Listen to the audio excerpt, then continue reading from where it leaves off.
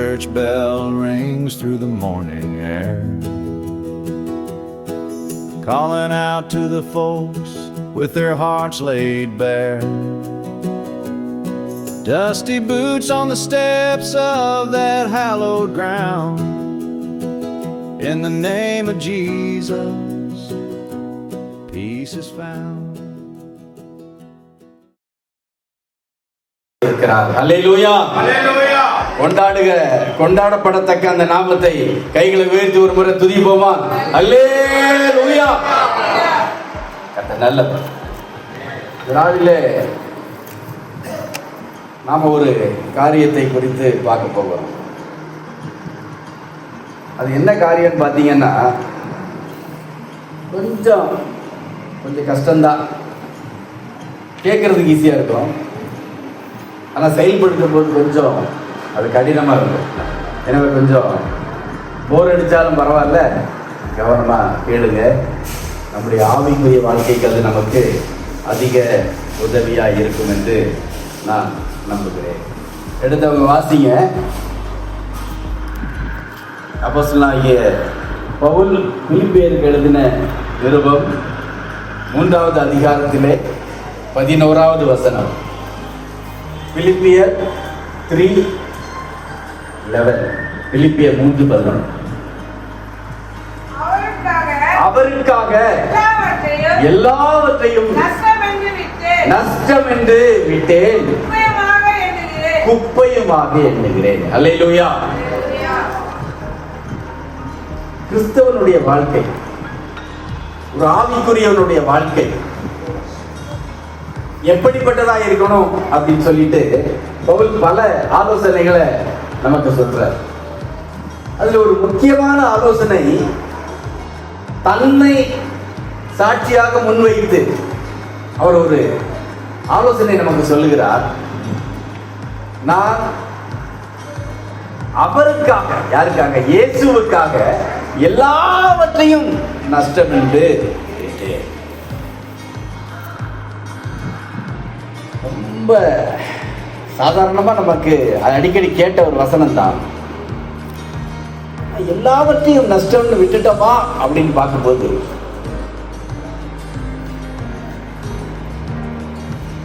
கொடுக்கிறதெல்லாம் வாங்கி கொள்றது ஒண்ணு இருக்கு, தெரியுமா உங்களுக்கு? எதை கொடுத்தாலும் அதை வாங்கிக்கிறோம்.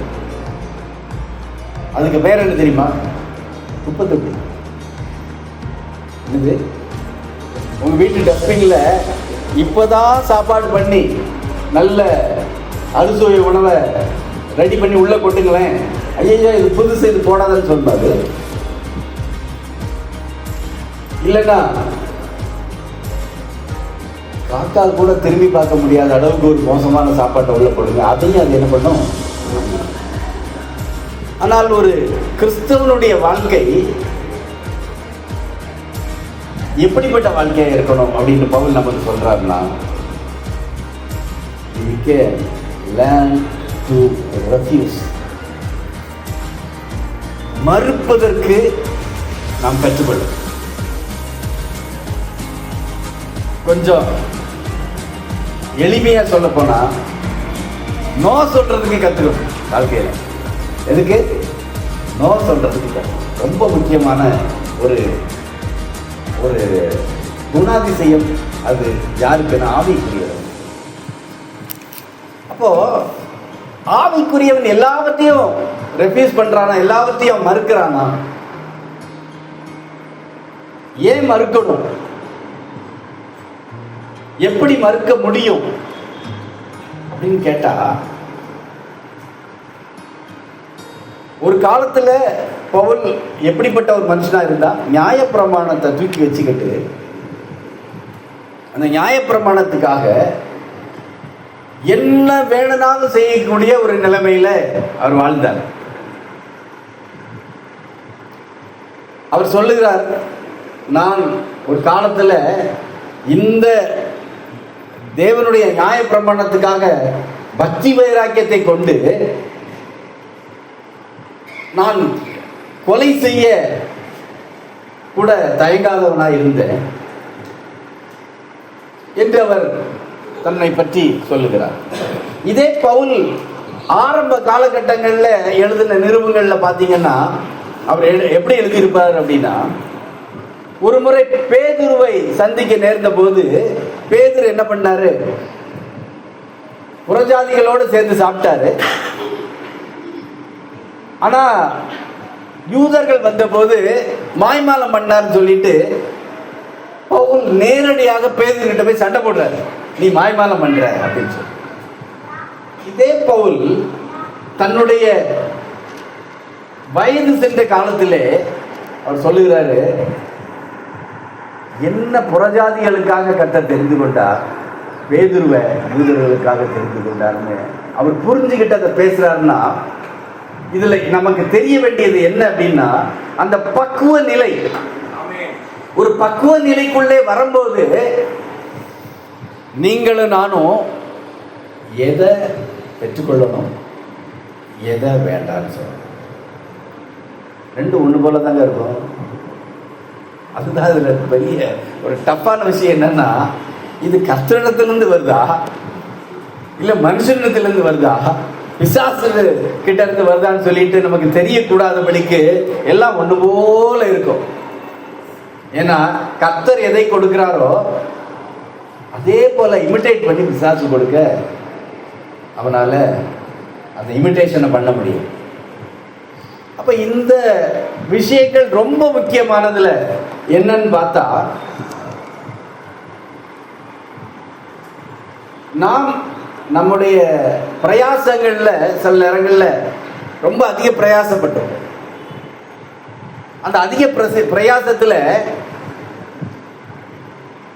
சில காரியங்கள் நமக்கு கிடைக்கல அப்படின்னா நமக்கு ரொம்ப வருத்தமா இருக்குது. இப்போ எங்க கம்பெனியில் என்ன பண்ணுவாங்கன்னா, புதுசா ஒரு அது ஃபுட் ப்ராடக்ட் கம்பெனி, புதுசா ஒரு பொருளை பண்றதுக்கு என்ன பண்ணுவாங்கன்னா, நிறைய டெஸ்ட் எடுப்பாங்க. டெய்லி அதை பண்ணி பண்ணி ஒவ்வொரு நாளும் ஒவ்வொரு இம்ப்ரூவைசேஷன் பண்ணுவாங்க. இது எப்படி இருக்குதுன்னு சாப்பிட்டு பார்த்து இம்ப்ரூவ் பண்ணிக்கிட்டே இருப்பாங்க. ஒரு லெவலுக்கு வர்ற வரைக்கும் என்ன பண்ணுவாங்க, திரும்ப பண்ணுவாங்க. அப்படி இம்ப்ரூவைசேஷன் பண்ணும்போது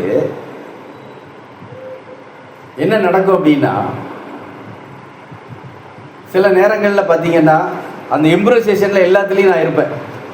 இது இப்படி இதில் ஆட் பண்ணணும், அதை ஆட் பண்ணணும் அப்படின்னு ஒன்று ஒன்றா யோசனை பண்ணி சொல்லிகிட்டே இருப்பேன்.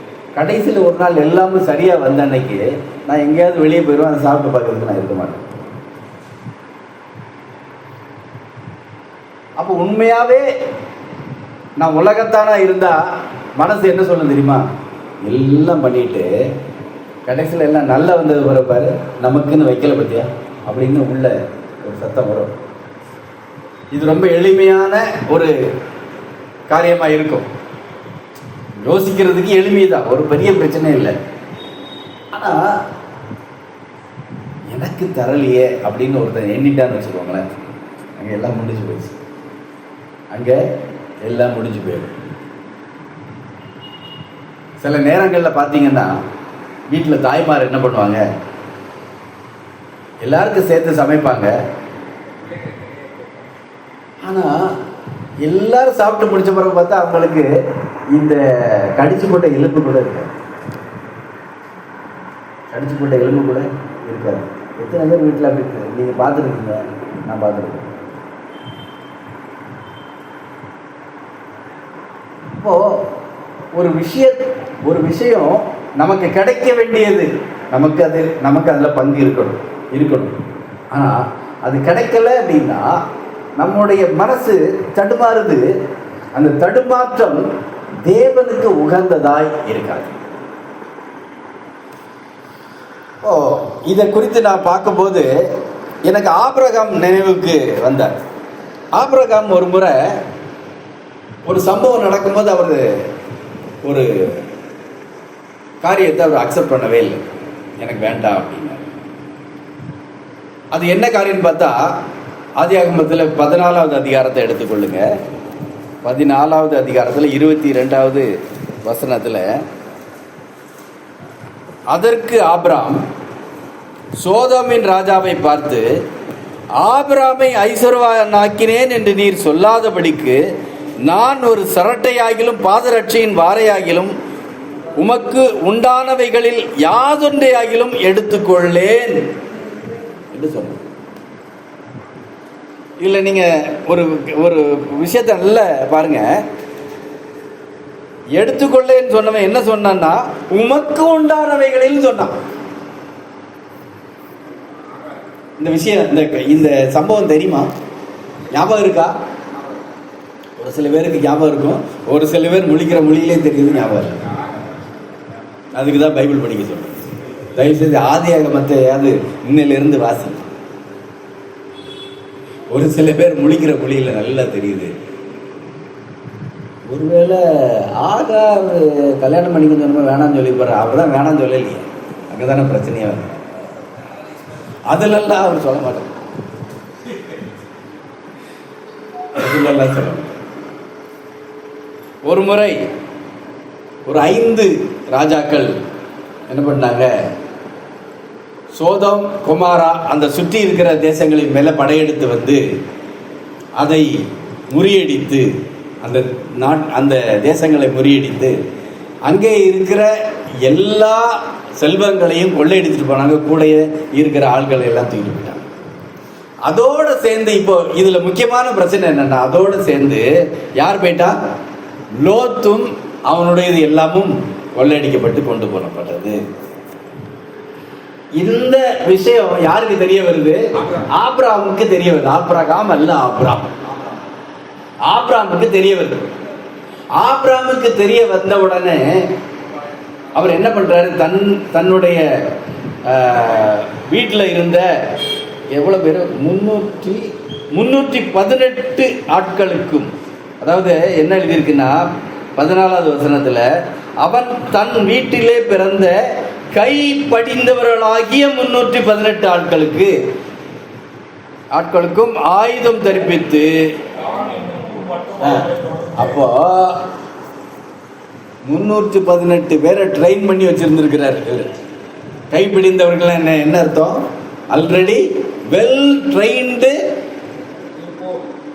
போர் வீரர்கள், நல்ல போர்க்கலையை தினந்தோறும் பயிற்சி எடுத்துக்கொள்ளுகிற 318 பேருக்கு நல்ல தேவையான ஆயுதங்கள் எல்லாம் கொடுத்து ஆபிரகாம் என்ன பண்றாரு, கூட்டிட்டு போறாரு.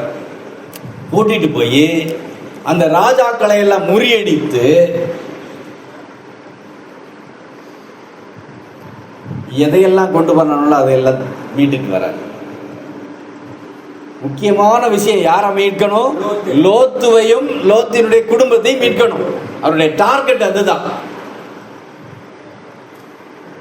எப்பவுமே அந்த டார்கெட்டை கரெக்டா மைண்ட்ல பிக்ஸ் பண்ணிக்கிட்டோம்னு வச்சுக்கோங்களேன், இது வரும் அது வரும் எல்லாத்தையும் போன்னு விரட்டி விட்டுலாம்.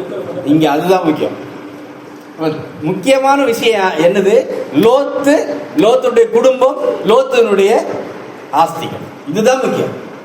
எல்லாத்தையும் மீட்டுட்டு வந்தார். எல்லாத்தையும் மீட்டு அவர் வர்ற வழியில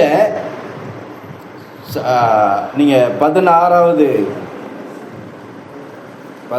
இல்லையா,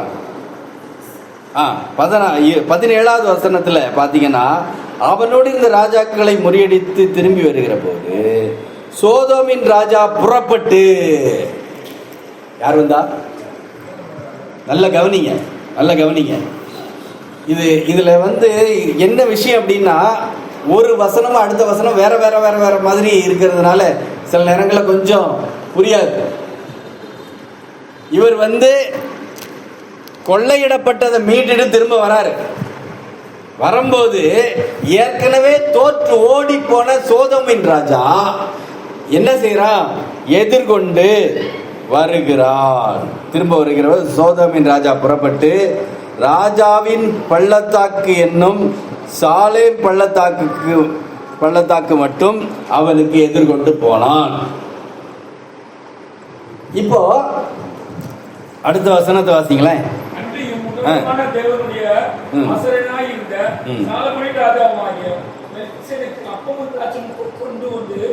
அவனை ஆசீர்வதித்து வானத்தையும் பூமியும் உண்டாக்கின உன்னதமான தேவனுடைய ஆசீர்வாதம் ஆபிரகாமுக்கு உண்டாயிற்று. உண்டாவதாக. உன் சத்துருக்களை உன் கையில் ஒப்புக் கொடுத்து உன்னதமான தேவனுக்கு ஸ்தோத்திரம் என்று சொன்னார்.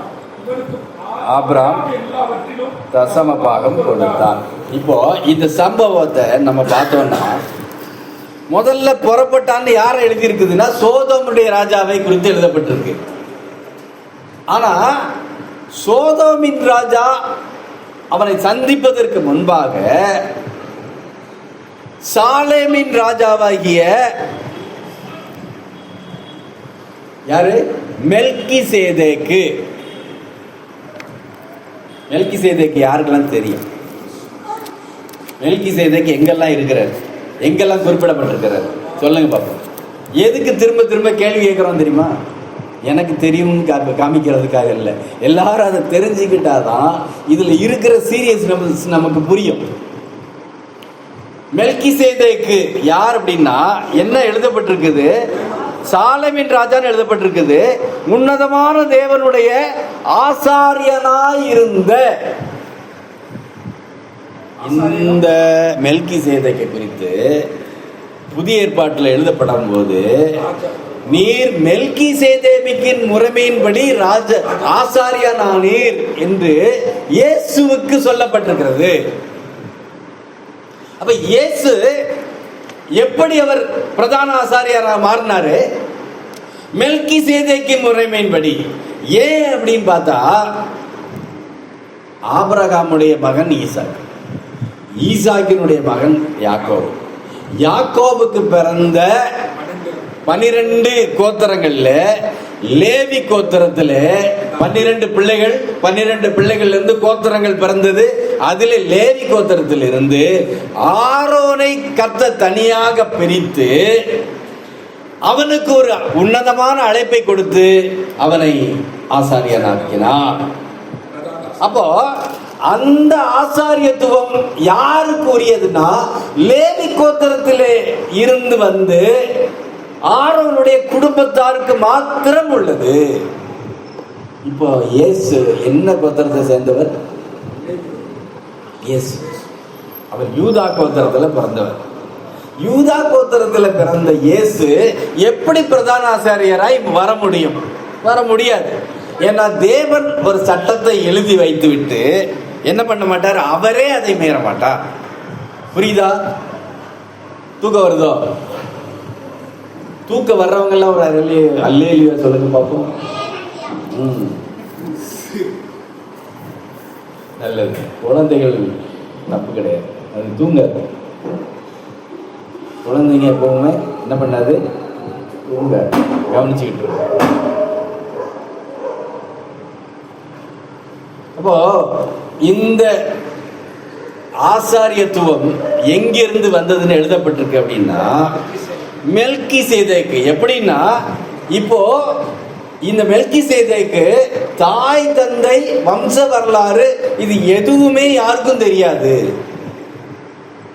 அப்படிப்பட்ட ஒரு உன்னதமான தேவனுடைய ஆசாரியன் என்று சொல்லப்பட்ட சாலேமின் ராஜாவாகிய மெல்கிசேதேக்கு அவர் தேவனுக்கு பிரதான ஆசாரியராய் இருந்தார்.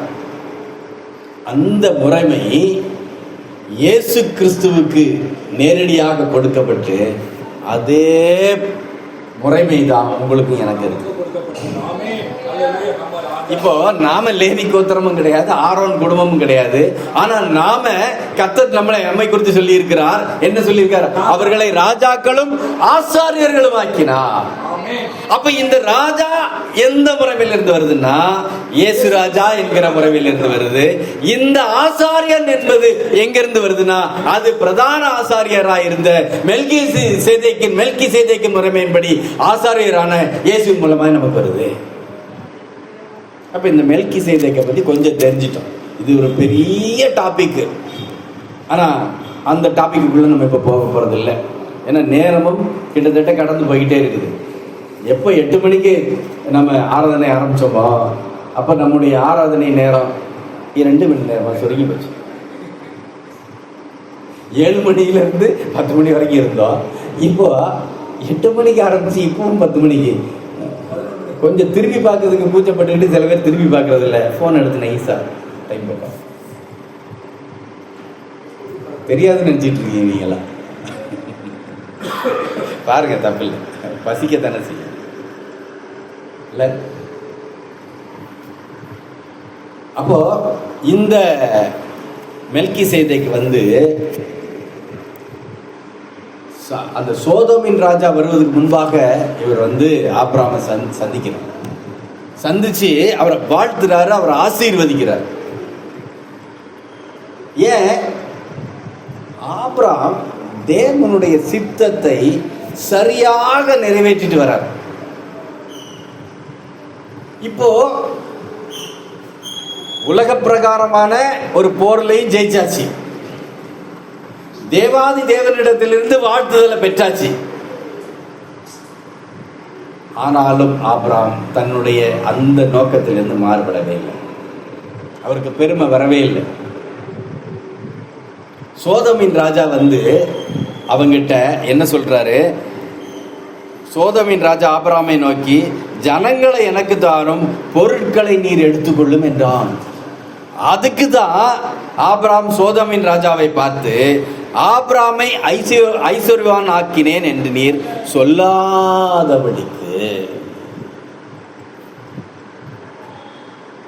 எனக்கு ஒண்ணுமே வேண்டாம், நீர் எல்லாவற்றையும் எடுத்துட்டு போ என்று சொல்ற. ஏன்னா அவன் ஒரு விஷயத்தை நல்ல தெளிவாய் தெரிந்து வைத்திருக்கிறான். உமக்கு உண்டானவைகள் யாதொன்று எனக்கு வேண்டாம். ஆனா பிரயாசப்பட்டது யாரு? நான் அதுக்கு தான் சொல்ல வந்தேன். என்னுடைய பிரயாசம், நான் தான் வேலை செஞ்சேன், நான் தான் அதுக்காக ரொம்ப எஃபர்ட்டை போட்டேன், என் மூலம் தான் வேலை செஞ்சது, என் கை தான் வேலை செஞ்சது, நான் தான் அதுக்கு முன்னாடி நின்னேன். ஆனா அது எனக்கு கிடைக்கல, அது எனக்கு கிடைக்கல. ஆனா ஆபிரகாம் ஒரு விஷயத்துல தெளிவா இருந்தார். நான் போகும்போது ஒன்னு ஃபிக்ஸ் பண்ணிட்டு போனாரு, வரும்போது அதில் கரெக்டாக இருந்தார். அவர் போர்ல ஜெயிச்சாச்சு, பெருமை வரல. உன்னதமான தேவனுடைய ஆசீர்வாதம் கிடைச்சது, பெருமை வரல. தசமம் பாகம் கொடுத்துட்டாரு, அப்பவும் பெருமை வரல. இன்றைக்கு விசுவாசிகளும் சில ஊழியக்காரர்களும் கிருபையை பெற்றுக்கிட்டா பெருமை வந்துருது. நான் என்ன செய்ய வேண்டுமானாலும் ஒருத்தர் பேசுறாங்க, எனக்கு ரொம்ப வருத்தம் தருகிறதா. ஒருத்தர் பேசுறா, நீ தொடர்ந்து ஒரு இல்லீகலான ஒரு விஷயத்தை செஞ்சுக்கிட்டே இரு, கர்த்தர் அதை உனக்கு லீகலா மாத்தி தருவாருங்கிறாங்க. புரியுதுன்னு நினைக்கிறேன். நீ ஒரு தொடர்ந்து ஒரு புறம்பான காரியம், அதாவது உனக்கு தகாத விஷயத்தை செஞ்சுக்கிட்டே இரு, கர்த்தர் அதை உனக்கு தகுதியான விஷயமா மாற்றி தருவார்னு போய் சொல்றான். அதுக்கு என்ன பண்ணிட்டான்? தாவீதை எடுத்துக்கிட்டான். கள்ளத்தனமா எட்டி பார்த்ததையும், தேவையில்லாத காரியத்தில் ஈடுபட்டதையும், திரும்ப அந்த பெண் தாவீதுக்கே மனைவியானதையும், சாலமோன் அவளுக்கு பிறந்ததையும் வச்சு நீ இல்லீகலா தொடர்ந்து பண்ணு, கர்த்தர் உனக்கு அதை லீகலா மாற்றி தருவாருங்கிறான். எவ்வளவு துணிகரம்! இதுக்கு பேர் தான் ஹைப்பர் கிரேஸ். கிருபையை வீணடிக்கிறது, கிருபையை வீணடிக்கிறது. கிருபை போகாது, ஆனா வீணடிக்க முடியும். இந்த ஆபிரகாம் கர்த்தரிடத்திலே ஒரு காரியத்தை பெற்றுக்கொண்டான். அந்த யோசனையின்படி அவன் போனான். போயிட்டு திரும்ப வரும்போது அவனுக்கு தகுதி இல்லாத காரியங்களை மறுத்தான். பவுல் சொல்லதை அடிக்கடி நான் சொல்லியிருக்கிறேன். எல்லாவற்றையும் அனுபவிக்க எனக்கு அதிகாரம் உண்டு, ஆனால் ஒன்றும் எனக்கு தகுதியாயிர.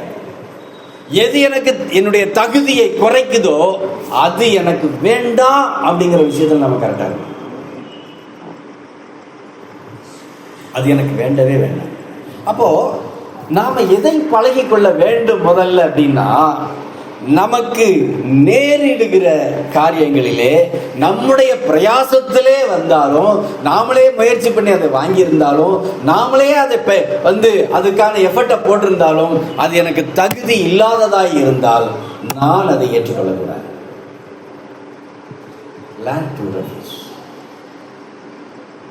மறுக்க கற்றுக்கொள்ளுங்க. முதல்ல கிறிஸ்தவ வாழ்க்கையை மறுக்க கற்றுக்கொள்ளுங்க. ஏன்? இது தேவ சித்தமா தேவ சித்தம் இல்லையாங்கிறத நாம அறிந்து புரிந்து அறியாமல் ஒண்ணுமே செய்ய முடியாது, அடுத்த ஸ்டெப்புக்கு போக முடியாது. சில நேரங்களில் சில கிஃப்ட் வரும் நமக்கு. அந்த கிஃப்ட் நம்ம வாழ்க்கையை தடமாற செய்யக்கூடிய அளவில் கூட இருக்கும். தன்னுடைய வாழ்க்கையில் அவருடைய பிறந்து வளர்ந்த அனுபவத்தை குறித்து சொல்லும்போது, அவங்க பிறந்து அந்த வீட்டில் அவருடைய தாய் தகப்பனால் வளர்க்கப்பட்டது எப்படி அப்படின்னா, கர்த்தர் இன்னைக்கு இரவில் கூட வந்துடுவார். நமக்கு எதுக்கு சொத்து சுகம், நமக்கு எதுக்கு அடுத்த இந்த மாதிரியான ஆசைகள் அப்படின்னு சொல்லி வளர்க்கப்பட்ட ஒரு ஆள் ஒரு போதகத்தை கேட்குறார். Hyper grace. கர்த்தர் எல்லாவற்றையும் மன்னிப்பார், எல்லாவற்றையும் மறந்துடுவார், உனக்கு அதை தருவார் இதை தருவார்னு அவருடைய லைஃப் ஸ்டைல் மாறி முதலாவது வீட்டுக்கு அது நாள் வரைக்கும் ஒரு டிவி கூட இல்லாமல் வளர்க்கப்பட்ட அவர் தன்னுடைய சொந்த சம்பாத்தியத்திலிருந்து டிவியை வாங்கி வைக்கிறார். சரி, டிவி தான் எல்லா வீட்லையும் இருக்குது, பிரச்சனை இல்லை. சினிமாவுக்கு அவர் தியேட்டருக்கு போக ஆரம்பிக்கிறார். ஏன்? நீ போகும் இடமெல்லாம் உன் தேவனாகிய கர்த்தர் உன்னோட இருக்கிறார். கர்த்தர் தான் என் கூட இருக்கிறாரு, எனக்கு என்ன பயம்? அவர் தான் போனால் மட்டும் பத்தாதுன்னு தன்னோடு இருந்த மற்ற ஊழியக்காரர்களை சேர்த்து சினிமாவுக்கு போட்டு போக ஆரம்பிக்கிறார். இது அவர் வாயினால சொல்ல ஒரு சாட்சி.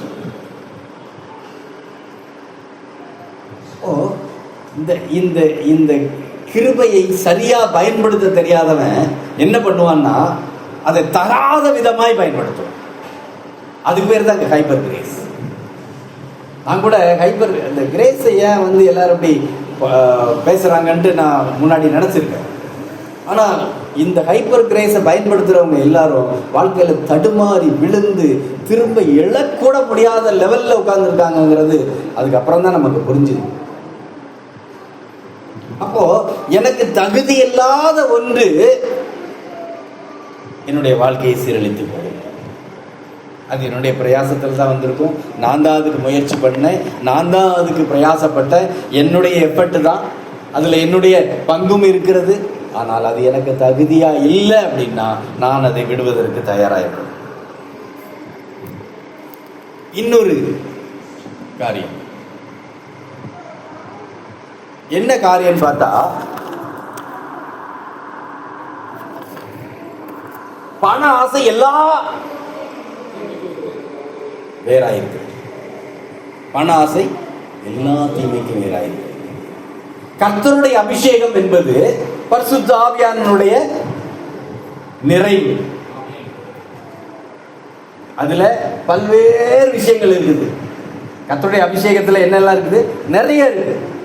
அது எல்லாம் நல்ல காரியமாவே இருக்கு. வரங்கள் இருக்குது, கனிகள் இருக்குது, கிரியைகள் இருக்குது, நித்திய ஜீவன் இருக்குது, சாட்சி இருக்குது, நிறைய. இந்த வேதாகமம் முழுக்க இருக்கு. கர்த்தருடைய அபிஷேகத்தில் என்னெல்லாம் கிடைக்கும்? நான் பிசாசுக்கு ஒரு அபிஷேகம் உண்டு, உங்களுக்கு தெரியுமா? பிசாசு ஒரு அபிஷேகத்தை கொடுப்பான், தெரியுமா? பிசாசு ஒரு அபிஷேகத்தை கொடுப்பான். அந்த அபிஷேகத்தின் பெயர் பணம். பணம். சரி, பணம் இல்லாம எப்படி வாழ்றது? இயேசுவே என்ன பண்ணாரு? ஒரு மீனை போய் புடி, அதை போய் வாயை திறந்து பாரு, அதுல ஒரு காசு இருக்கும், அதை எடுத்து வரியை கட்டினார்.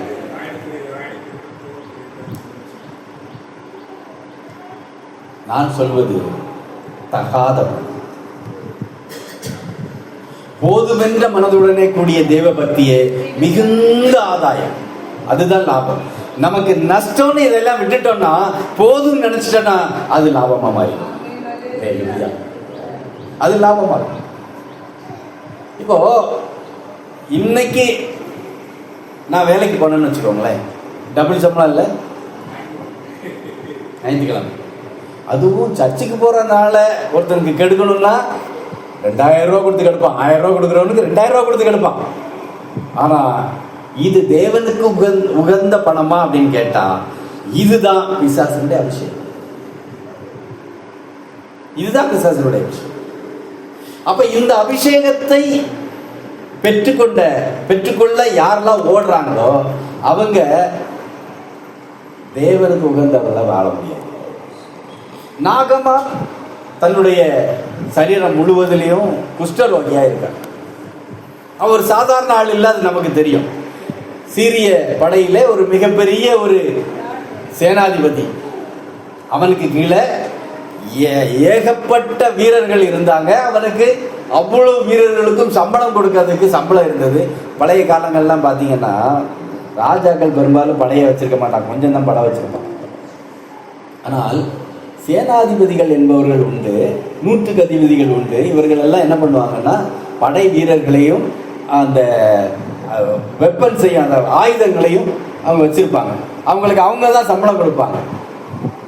ராஜாக்கள் இந்த சேனாதிபதிகளுக்கு ஒரு பெரிய அமௌண்ட்டை ஃபிக்ஸ் பண்ணுவாங்க.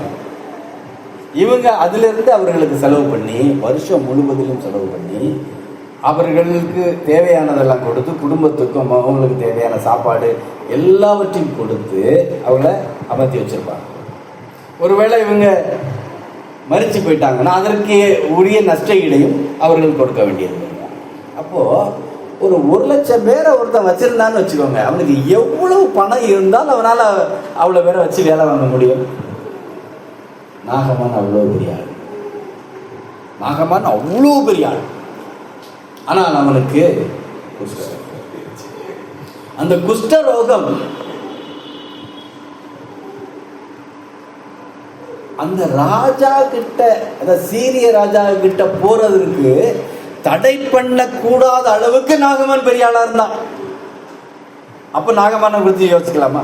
இப்ப நார்மலா ஒரு குஷ்டரோகி ராஜாக்கு பின்னால வர முடியுமான்னு கேட்டா வர முடியாது.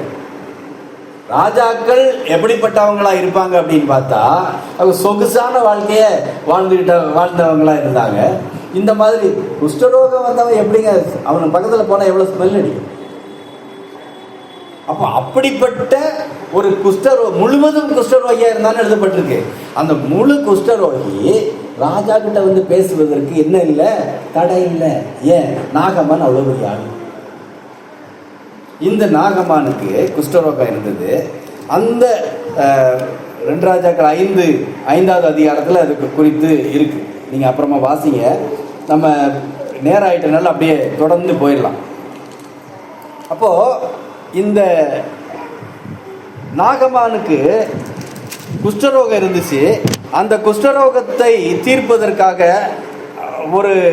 அவன் வீட்டில் பிடித்து வைக்கப்பட்டிருந்த ஒரு எபிரேய ஒரு சிறுமி சொல்றா, அந்த நாகமானுடைய மனைவி கிட்ட சொல்றா, என்ன சொல்றா, தன் ஆட்சியாரை பார்த்து, என் ஆண்டவன் சமாரியாவில் இருக்கிற தீர்க்கதரிசியினிடத்தில் போவாரானால் நலமாயிருக்கும், அவர் இவருடைய குஷ்டரோகத்தை நீக்கி விடுவார் என்றார்.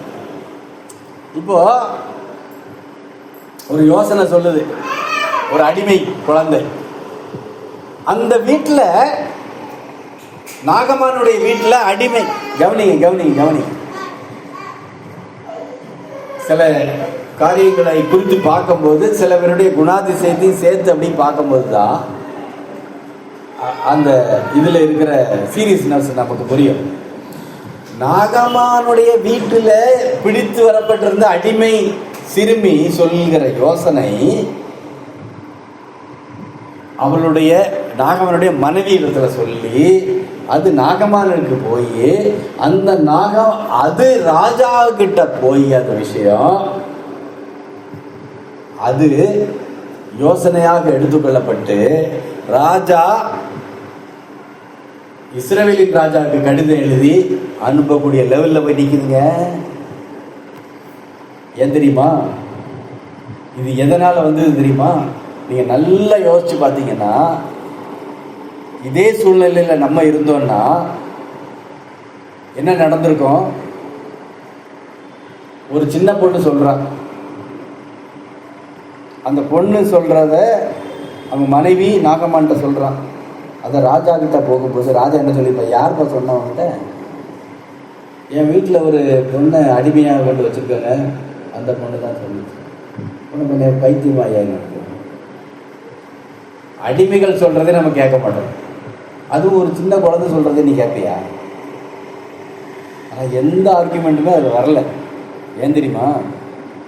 அதுதான் நாகமானுடைய குணாதிசயமாக இருந்தது. எப்படின்னா, நாகமான் தேவையில்லாத காரியங்களுக்கு ராஜா கிட்ட போகிற வழக்கம் இல்லாதவனா இருந்திருக்கணும். அதே சமயத்தில் யார்கிட்ட இருந்து ஆலோசனை வந்தாலும் அந்த ஆலோசனையை அவன் தட்டி விடாதபடிக்கு ஒரு நல்ல ஆலோசனைக்காரன் உடையவனாய் அவன் இருந்திருக்கணும். அவனுக்கு நல்ல ஆலோசனைகள் எங்கிருந்து வந்தாலும் அதை தன்னுடைய மனதிலே வைத்து அதை குறித்து யோசிச்சு அதற்கான காரியங்களை செய்கிற அளவுக்கு அவன் உயர்ந்த ஒரு மூளை செயல்பாடு உள்ளவனாய் இருந்திருக்கணும். அதனாலதான் சீரிய படை எப்படி படையா இருந்தது? யாராலும் தோற்கடிக்க முடியாத ஒரு படையா இருந்தது. அதுக்கப்புறம் இந்த நாகமான் சொன்னதை ராஜா தட்டல. ஒருவேளை ராஜாவுடைய மனது வேற யாராவது போய் இதே மாதிரி ஒரு ஆலோசனை கேட்டிருந்தாங்கன்னா போ அப்படின்னு சொல்லிக்கலாம். ஆனால் நாகமான் சொன்னதை ராஜா ஏன் தட்டலன்னா, நாகமான் அத்தனை முக்கியஸ்தனாக சீரிய ராஜாவுக்கு முன்பாக நிற்கிறவனாக இருக்கிறான். இந்த நாகமான் யார்கிட்ட வரான்? எலிசா கிட்ட வரான். இப்போ அதுக்கு இடையில சில காரியெல்லாம் நடந்தது. என்ன நடந்ததுன்னா, அவன் நேராக போய் அந்த கடிதத்தை கொண்டு ராஜா கிட்ட கொடுக்க, ராஜா நான் குஷ்டரோகத்தை நீக்கிறதுக்கு நான் என்ன தேவனான்னு சொல்லி பயந்து நடுங்க. எலிசா அவனை இங்கே வர சொல்லுது. இங்கே வர சொல்லுப்பா, இஸ்ரவேலில் தீர்க்கதரிசிகள் இருக்காங்க, இஸ்ரவேலில் கர்த்தருடைய ஊழியக்காரன் இருக்கிறான், வா என்று அழைக்கிறான். இப்போ நாகமான் எங்கே வரான்? எலிசாவுடைய வீட்டுக்கு. எலிசா நாகமான சந்திக்கவே இல்லை. சந்திக்காம போய் யோர்தான்ல 7 முறை ஸ்நானம் பண்ண சொல்லு, அவன் குணமாவா அப்படின்னு சொல்லி விட்டான். இப்ப நாகமானுக்கு செம கோபம், பயங்கர கோபம். அந்த கோபத்துல என்ன சொல்றான்? எங்க ஊர்ல தண்ணி இல்லைன்னா அங்க போய் இந்த நாட்டுல வந்து குளிக்க சொல்றான். அப்ப நான் என்ன குளிக்காத போயலாம்? நான் என்ன அதாவது இதுல என்ன திங்கிங்களா? அப்ப குளிக்காம தான் எனக்கு குஷ்டரோகம் வந்துருச்சு அப்படின்னு சொல்லி அவன் சொல்றான். இப்படி பல திங்கிங் வருவதில்லை. ஏன்னா அவன் எவ்வளவுதான் உயர்ந்த ஸ்தானத்துல இருந்தாலும் அவன் குஷ்டரோகியா இருந்தபடினாலே அவனுக்குள்ள ஒரு தாழ்வு மனப்பான்மை எப்பவுமே வேலை செஞ்சுட்டே இருந்தது. இப்போ போய் குளிச்சாச்சு. இப்போ அவன் அப்படி சொன்ன பிறகு அவனுடைய வேலைக்காரன் சொல்றான், ஒரு பெரிய காரியத்தை சொன்னா நீங்க என்ன செஞ்சிருப்பீங்க. ரொம்ப சின்னதா ஒரு 7 முறை முங்கி எந்திக்க சொல்றாரு. இது ஒரு பெரிய காரியமே இல்லை, செய்யலாமே, சரி செய்வோம் அப்படின்ட்டு போய் செய்யறான். அந்த நல்ல ஆலோசனையை கேட்டு அவன் 7 முறை முங்கி எழுந்திருக்கிறான். எழுந்திருக்கும் போது என்ன நடந்தது? குஷ்டரோகம். இப்ப நான் ஒண்ணு கேட்கறேன்னு சொல்லுங்க. அவர் சொல்ல கேட்கல, போயா என் ஊர்ல தண்ணி இருக்கு நாங்க போய் குளிச்சுக்கிறேன்னு கோவிச்சுட்டு போயிட்டாருன்னு வச்சுக்கோங்களேன். இப்ப என்ன நடந்திருக்கும்? இஸ்ரவேல் ராஜா பயந்தான்ல, அந்த காரியம் நடந்திருக்கும். இஸ்ரவேல் ராஜா எதுக்கு பயந்தான்? சீரிய படை ரொம்ப பவர்ஃபுல்லான ஒரு படை. சீரிய ராஜா ஒரு பவர்ஃபுல்லான ஒரு ராஜா, ஒரு பவர்ஃபுல்லான ஒரு பெரிய ராணுவ தளபதியை அனுப்பி விடுறான் குஷ்டரோகத்தை நீக்க சொல்லி.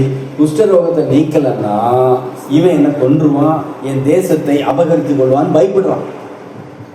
இப்போ ஒருவேளை அவன் யோர்தான்ல போய் முழுகி குணமாகாம போயிருந்தா அதுதாங்க நடந்திருக்கும். இவ்வளவு சீரியஸான ஒரு விஷயம்.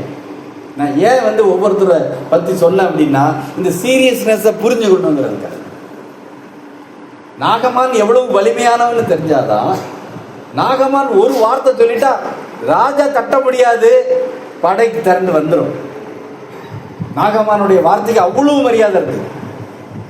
அப்போ இவர் எந்திரிச்சு போய் குளிச்சு குஷ்டரோகம் குணமாயிருச்சு. எப்பவுமே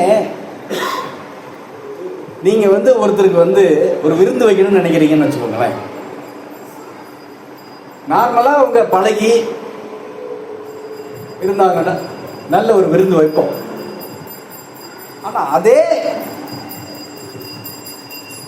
ஆள் நமக்கு ஒரு காலத்தில் வேண்டாதவராக இருந்து நாம் தப்பா என்னது நிமித்தம் நம்ம மிஸ் அண்டர்ஸ்டாண்ட் பண்ணனால அவங்க மேல ஒரு வெறுப்போடு இருந்து ஒரு சூழ்நிலை வரும்போது அவர்களுடைய இருதயத்தின் உண்மையையும் அந்த நல்ல குணத்தையும் அறிந்து நமக்கு ஒரு குற்ற உணர்வு வந்து அதற்கு அப்புறம் அவர்களோட நம்ம பழகும் போது, புரியுதா,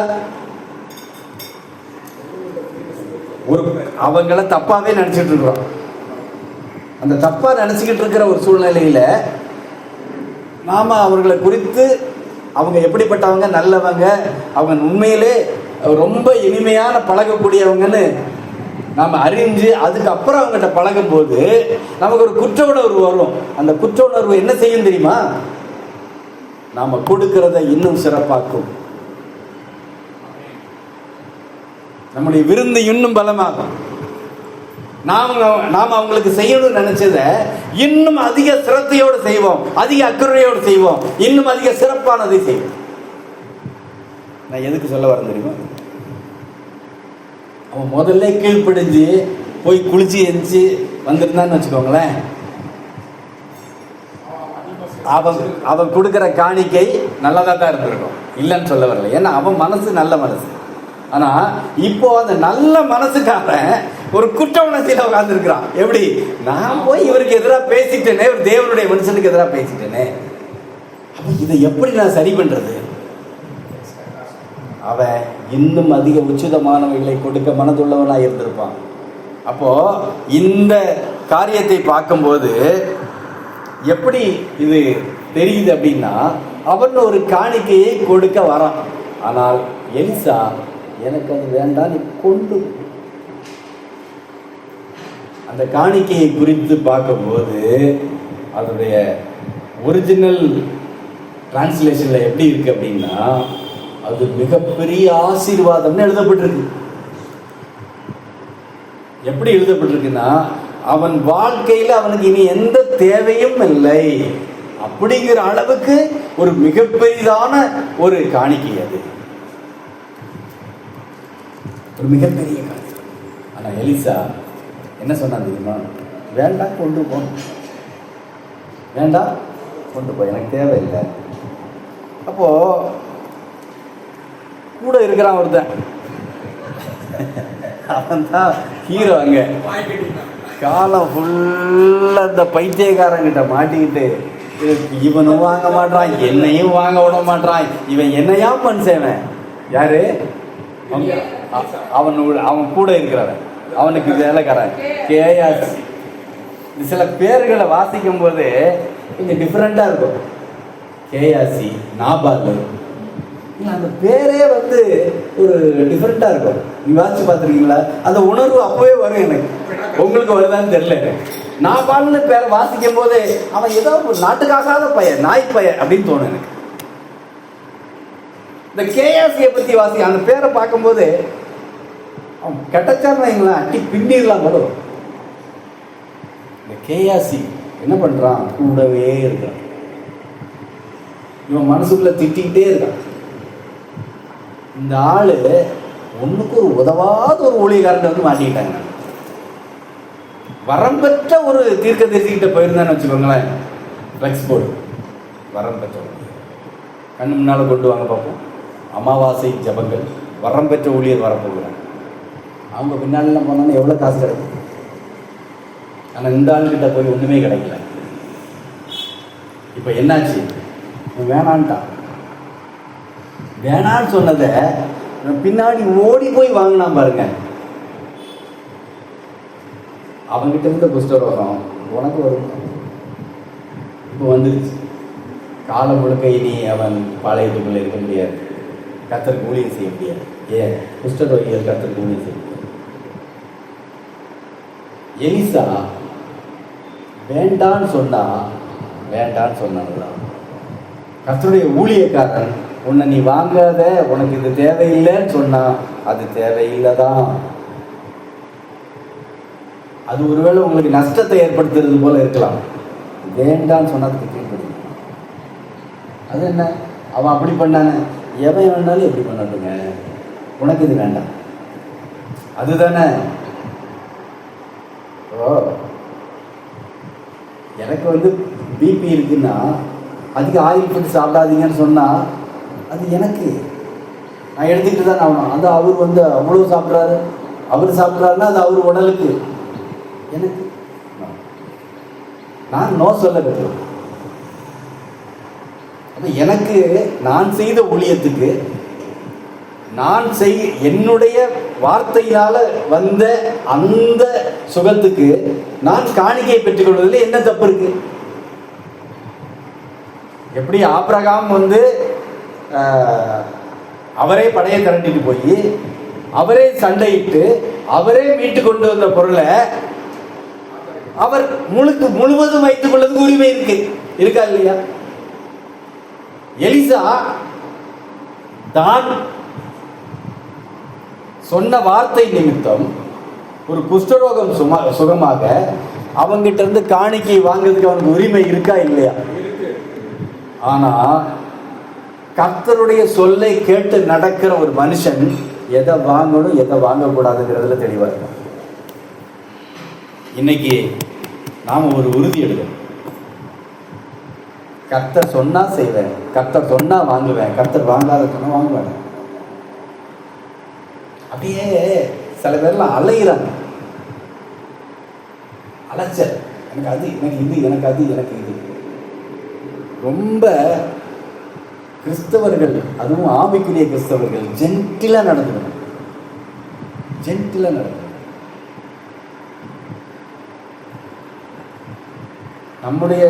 நம்ம சர்ச்சில் அந்த மாதிரியான பழக்க வழக்கங்கள் இல்லை. பெரிய சர்ச்சுகள்லாம் ஹவுஸ் விசிட் அப்படின்னு போவாங்க. நமக்கு சின்ன சர்ச்சு, ஒரு குடும்பம் மாதிரி இருக்கும். இது வேற விஷயம். நாளைக்கு நீங்கள் ஒரு ஊழியக்காரனாகி ஒரு சபையை ஆரம்பித்தாலோ ஒரு பாஸ்டர் ஆனாலோ என்ன செய்யணும் அப்படின்னா, எல்லா வீட்லேயும் போய் சும்மா நேரத்தை கழிக்க போகணும்.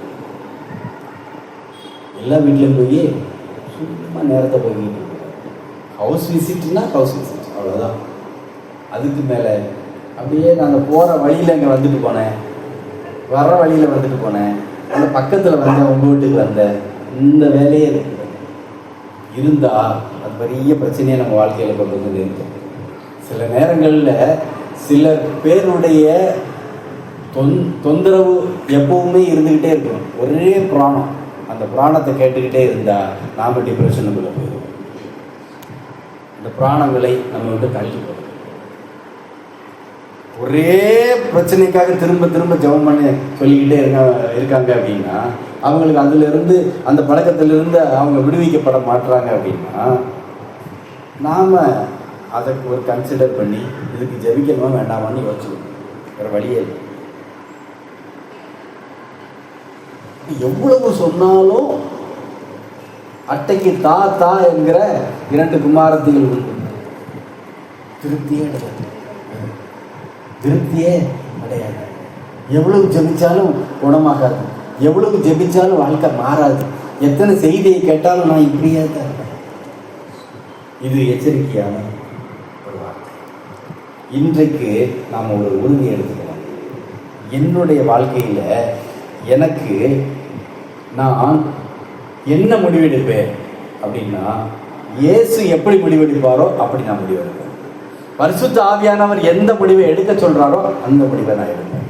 இயேசுகிட்டே போனவன் என்ன பண்ணா, போய் பூமியில் உள்ள சகல ராஜ்யங்களும் காண்பித்து, இவைகள் எல்லாம் எனக்கு கொடுக்கப்பட்டிருக்கிறது, நீர் ஒரு விசை என்னை தாழ பணிந்து கொண்டால் எல்லாத்தையும் நான் உம்மிடத்தில் தந்துடுவேன். உண்மையா பொய்யான்னு கேட்டா உண்மைதான். கொடுப்பானா கொடுக்க மாட்டானா? அவங்ககிட்ட இருந்ததா இல்லையா? அவங்ககிட்ட தான் இருந்தது. ஏன்னா கர்த்தரே சொல்கிறார், இதோ உலகத்தின் அதிபதி வருகிறார். அவருடைய வாயிலிருந்து அப்படிப்பட்ட ஒரு வார்த்தை வருது. அவன் அதிபதிங்கிறார். அவங்ககிட்ட எல்லா அதிகாரமும் இருந்தது. ஏன்னா மனுஷன் அவ்வளவு பேரும் அவங்ககிட்ட அதிகாரத்தை கொடுத்து வச்சிருக்காங்க. இப்போ அவர் ஒரு விசை அவன் சொன்ன வார்த்தைக்கு கீழ்படுத்தி விழுந்திருந்தாருன்னா அவரும் நித்திய ஜீவனை இழந்து போயிருப்பாரு, நமக்கு நித்திய ஜீவன். நாம் எல்லாரும் மரணத்துக்குள்ளாய் போயிருப்போம். மீண்டும் ஒரு பலி இனிமேல் வராது. ஆனால் இயேசு என்ன சொன்னார் தெரியுமா? அப்பாலே போ சாத்தானே, இப்போ நீ என்ன பண்ணணும், இந்த இடத்துல இருக்கக்கூடாது. அந்த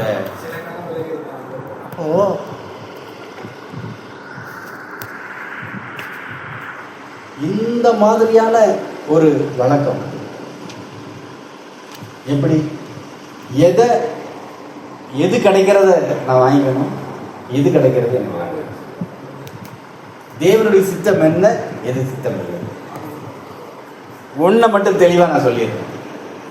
ஒரு காரியத்தை நான் செய்ய போறேன், இது தேவ சித்தமா சித்தம் இல்லையான்னு நான் தெரிஞ்சுக்கணும். ஆண்டவரே நீங்க சொன்னா நான் செய்யறேன், இல்லைன்னா நான் செய்யலை அப்படின்னு வந்ததுன்னா, ஆண்டவர் சொல்லி எனக்கு கேட்கலன்னா,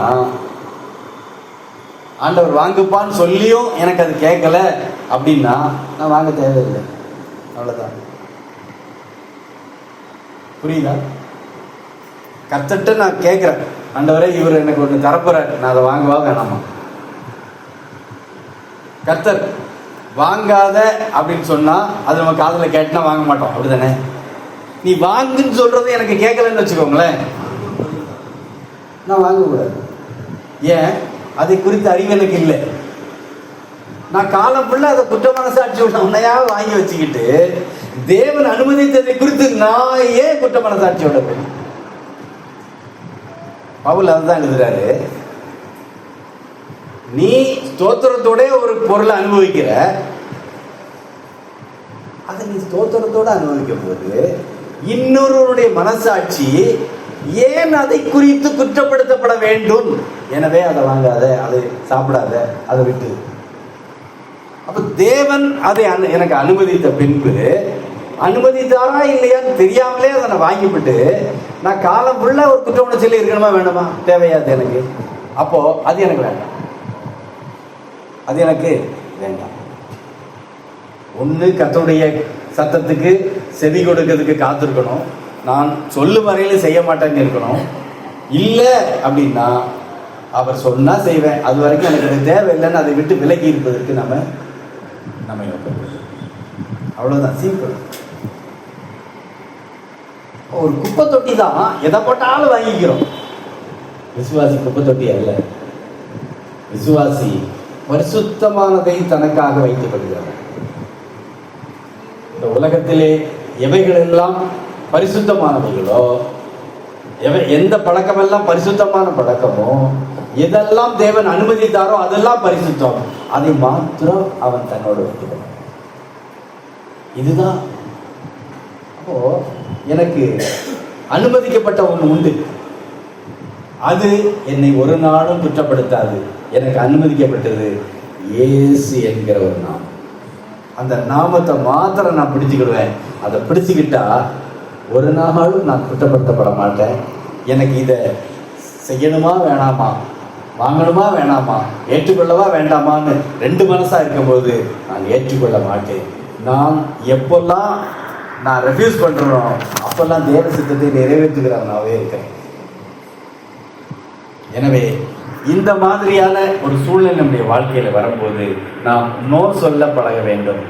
நம்ம நோ சொல்ல பழகலை அப்படின்னா நிறைய விஷயங்கள சிக்கல்கள்ல நம்ம கால் கண்ணியில அகப்படுவது உறுதி. எனவே நாம் கர்த்தரிடத்துல நம்ம ஒப்பு கொடுப்போம்.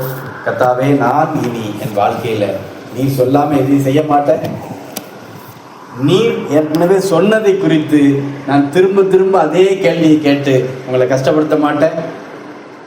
நீர் எனக்கு கொடுத்திருக்கிற ஞாபகத்திலே இந்த வேத வசனங்களின் அடிப்படையிலே எது தகுதியானது எது தகுதி இல்லாதது என்பதை நான் ஆராய்ச்சி செய்து கண்டுபிடிப்பேன். அதிலே நான் வாடுவேன். ஏன்னா ஏற்கனவே பதில் கொடுத்தாச்சு, பதில் இதுக்குள்ள இருக்குது.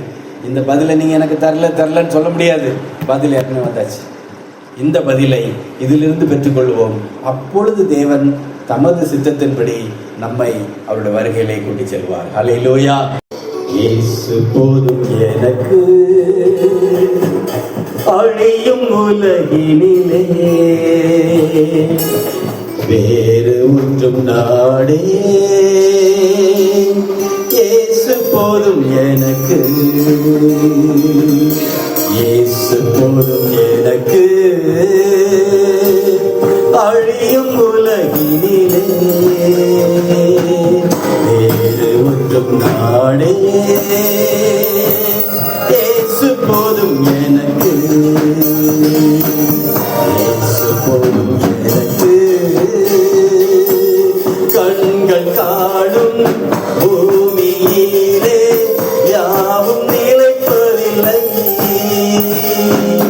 அழியா ஒன்று தருவார் என்று இயேசுவை நாடுவேன். கண்கள் காணும் பூமியிலே யாவும் நிலைப்பதில்லை,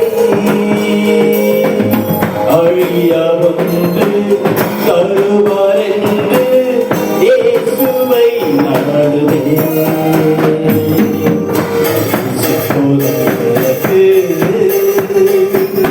அழியும் உலகினிலே